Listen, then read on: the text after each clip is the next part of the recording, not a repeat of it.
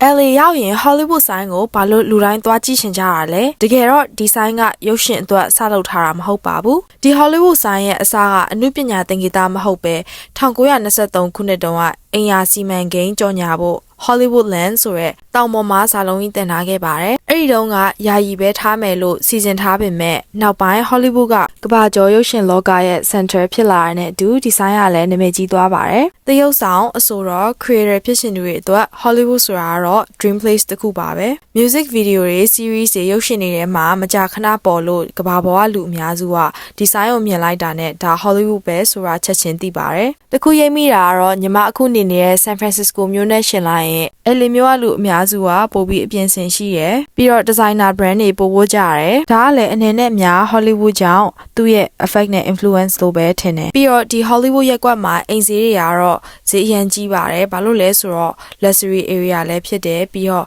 town view city view skyline ပြီးတော့ privacy ကောင်းတာကြောင့် celebrity တွေနေဖြစ်ပါတယ်အများအပြားအိမ်သေးလေးတွေဆိုရင်$2 million လောက်ကနေစပြီးတော့အလတ်ဆိုင်အကြီးဆိုင်အိမ်တွေဆိုရင်$20 millionအထိရှိပါတယ်ရှင်လိုက်မယ်ဆိုရင်ဒီ LA မျိုးရဲ့တာမန်အိမ်ဈေးနှုန်းကတော့$1 millionလောက်ရှိတယ်ဆိုတော့ဒီ Hollywood နားအိမ်တွေကတော့နှစ်ဆကနေအဆ20အထိဈေးကြီးပါတယ်အားလုံးရောဒီဗီဒီယိုလေးကိုဘယ်လိုမြင်လဲကြည့်ပြီးတဲ့အတွက်ကျေးဇူးအများကြီးတင်ပါတယ်ရှင်